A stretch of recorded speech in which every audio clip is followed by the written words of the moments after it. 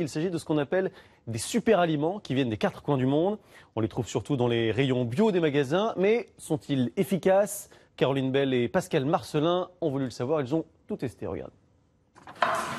Angèle est cuisinière et naturopathe. Dans ses petits plats se mêlent fruits et légumes traditionnels et ce que l'on appelle des super aliments. Les baies de goji, c'est assez intéressant parce que ça contient beaucoup de vitamine C, ça fait partie de ces petites baies assez antioxydantes. De la maca, qui est une petite racine qui donne de l'énergie et qui est assez bon pour la libido féminine.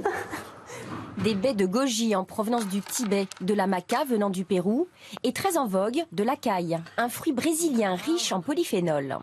C'est très énergisant et on dit que c'est le truc le plus antioxydant, le plus anti-âge qui soit. Mais après, est-ce que c'est plus antioxydant que nos myrtilles ou du raisin? Pas sûr. Efficace ou phénomène de mode, les super aliments se déclinent sous toutes les formes dans les magasins. J'ai envie de bien m'alimenter et que de temps en temps, j'achète des choses. Pour moi, ils sont des petits plus, en fait. Pour ce professeur de biochimie, cet engouement répond à une demande de la société. Vivre mieux et plus longtemps grâce aux aliments. Mais pour garder une alimentation équilibrée, il n'est pas nécessaire d'aller très loin. Prenez pas de l'acaille, du goji, de l'acérola, prenez du pruneau, du bon pruneau d'Agen. C'est tout aussi riche en antioxydants. L'un des rares ingrédients validés par des études scientifiques reste le curcuma, aux propriétés anti-inflammatoires.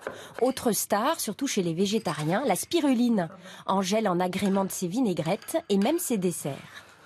C'est un truc très utilisé par les grands sportifs, par exemple en cure ou quand on est un peu fatigué. La spiruline est super. Comme intérêt, c'est la richesse en protéines de bonne qualité. Et comme son prix de revient n'est pas très élevé, c'est intéressant dans les pays en voie de développement.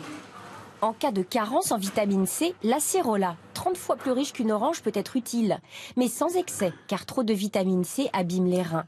Dernière recommandation d'Angèle, mieux vaut consommer ces super aliments crus, car ils perdent toutes leurs vertus une fois cuits. C'est un fléau dans les jardins. On les appelle les chenilles processionnaires. Et avec le réchauffement climatique, elles sont en train